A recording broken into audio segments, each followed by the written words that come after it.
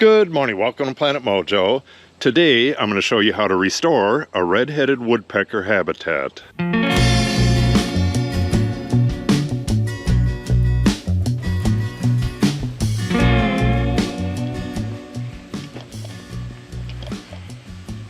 I believe that's a juvenile red-headed woodpecker right there. Red-headed woodpeckers like dead and or dying trees and areas with a lot of grass and sparse trees like this. Areas like this are called savannas, but in this particular instance, this is an oak savanna. The oak savanna habitat of the United States stretched from Wisconsin to Texas, and I believe it's like 95% gone right now. This area right here, from the aerial photographs of 1932, this entire area only had, maybe a dozen trees on it. You could see 4 of them right there and another one over there. One just fell recently, and then there's a few going down into the valley right there. The reason there's so few trees is because the land burned every once in a while, and the trees that survived the fire were the white oaks, especially the bur oak. The red-headed woodpecker uses these recently dead trees to get bugs from, and older dead trees to make their nests. When I first started restoring this area, it was real dense forest of almost entirely junk trees. I've hacked and squirted these trees. You can see they're dead, as are these. And the woodpeckers and other animals will take advantage of these dead trees, and eventually they'll fall. When they do fall, if they're not rotten, I'll use them for firewood. I still need to get through here and remove all of these little trees, but I've made a good deal of progress. Today's job, though, is going to be over there. I have a triangular area that I cleared out 2 years ago with Natalie. It started to grow back, but it's time to kill the trees. As I was clearing this area, I ran into this white oak and that white oak, which are likely babies of this big white oak. Those are going to stay. These are going to come down at their leisure. I'm also going to hack and squirt the rest of the trees in this triangle right here.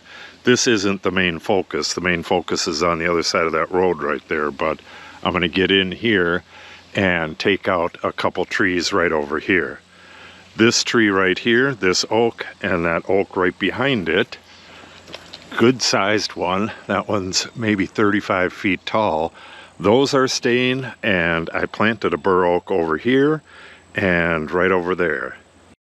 Here's a prime example of what goes on after you hack and squirt. You can see that I hacked and squirted these trees. This is ironwood. I hacked and squirted them 3 years ago, and this one finally fell. It must have just fell last night because I cut the grass yesterday and it wasn't here. I'll have to get in here and cut this out now, and at the same time I'll probably take these 2 down as well. This right here is one of the bur oaks that's going to take over this area. Nice little tree. Now it's about time to take out the nurse trees around here. We have an aspen right there, a couple birch, a maple, and this big birch that's right on top of this.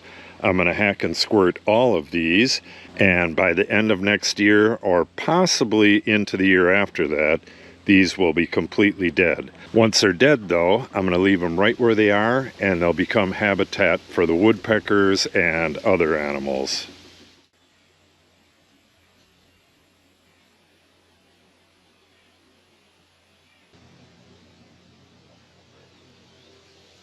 This is the area that I was talking about. I'm going to leave this cedar here, but I'm going to take out all of these birches. I think it's all birches. No, there's an aspen right there. I'm going to take out all of these weed trees, and this stuff on the ground right here, I'm going to go after this stuff next spring, and once it's cut, I'll put torten on the little stump, and that won't come back either. We have a bur oak right there, and one at the top of the hill. And other than that, there's going to be no other trees in here unless I run across a little baby white oak, which I don't think I will. This will be all prairie grasses. Here's a look from up on the lawn. That's that taller white oak, and the trees around it are mostly dead. That's going to start spreading out now, and it's going to take up a real large area. This is a good example of the prairie grass that I'm going to plant down there. I'm going to plant the rest of this triangle here, as well as that triangle, in buffalo grass and side oats grama.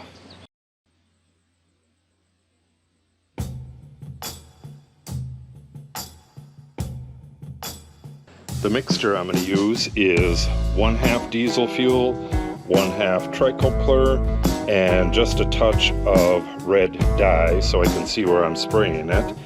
And I'm going to put it in this bottle, and I'm going to use this hatchet right here to make the hacks.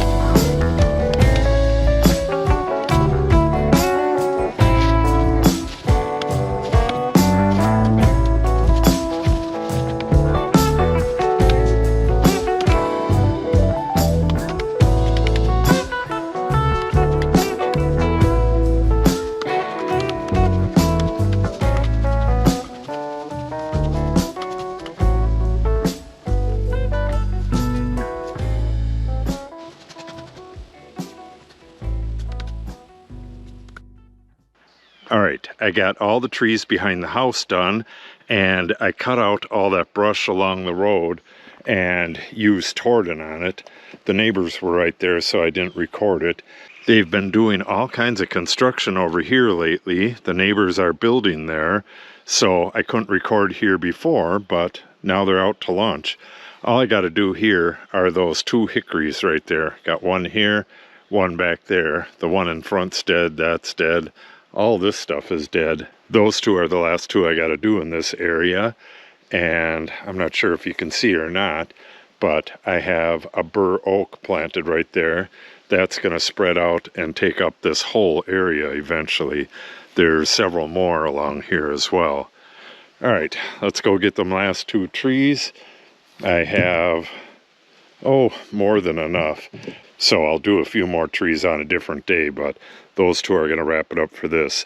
And like I said, we'll take a tour of what I did behind the house once I'm done here.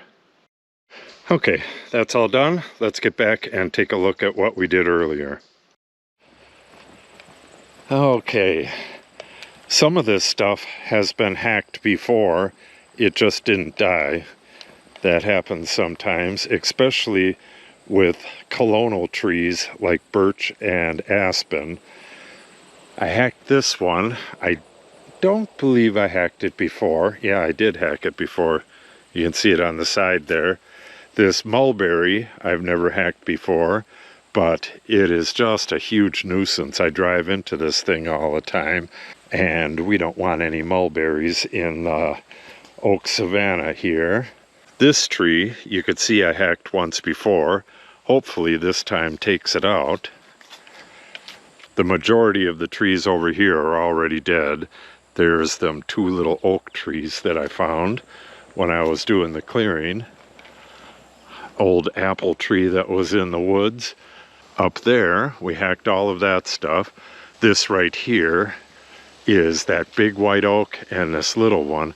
I'm still not really sure about this little oak, whether these two should live together or if I should take this little one out.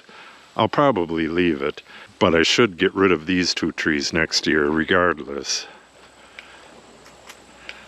I got these 2 trees right here. A lot of these were already dead. I took out a whole bunch of these the first year. You could see a bunch of them already fell.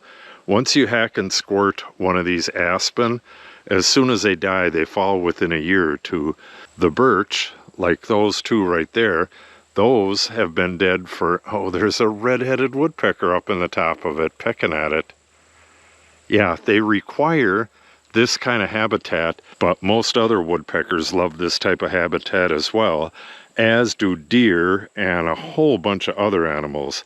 The combination of widely spaced trees with tall prairie grasses is just a perfect habitat for most animals. Dense woods or open fields is not a good habitat. Got some big walnuts in here. We're going to leave those alone. Yeah, next year I'm going to kill all of this back, and all of this will be buffalo grass and side oats grama, and probably a few prairie grasses. I did not plant prairie grasses over in here, but it's spreading natural. I think this is big blue stem, like first year big blue stem. This is a bur oak that I planted. It's starting to look a little better. It almost got hit by this big old monster when this fell. Next year, I'm going to take the old tree fort, pull it out of there, clean this area up. I'm going to have a good deal more time next year. So again, I hacked and squirted any trees that were alive in here except for the cedars. I'll take one of these cedars out at some point. I'll probably take this one right here out because I have the bur oak planted right here. This area back in here is just infested with brambles and invasive species like this. It'll be nice to have those gone next year. All I'm going to do is come through here with the brush whacker with a blade on it, and then go right through after that with Torden and kill off any of the stumps. You just put a little bit of that right on the little cut and it'll never come back. Another birch bites the dust. Big birch there and a yellow cedar. This area is going to look incredibly beautiful once we're done. It's going to have that buffalo grass going all the way down through here and taller grass here and there. Let me show you some of the taller grass. Again, this was not planted here. Not sure what that is. That's probably big blue stem, but this right here is definitely big blue stem, and it's a little over 8 feet tall. I'm not sure if we're going to leave any of this in here. This is going to be mostly short grasses, so this will probably be killed back when I kill the rest of this back. We'll plant the buffalo grass, and then we'll probably add some taller grasses after that. About, the second or third year that we had this land, I was making a trail down in the woods, and I spotted a red-headed woodpecker, and we didn't see one again until I believe it was last year. And now this year, after we've done a lot of this oak savanna restoration, we're seeing them everywhere. They're just all over the place. So if you want to see the progress on this oak savanna restoration, make sure you subscribe and click on the update icon. If you have any questions or comments, make sure you put them in the comment section below. And if you share the video and or give it a like, it helps the channel out greatly. Thanks for watching and have a great day.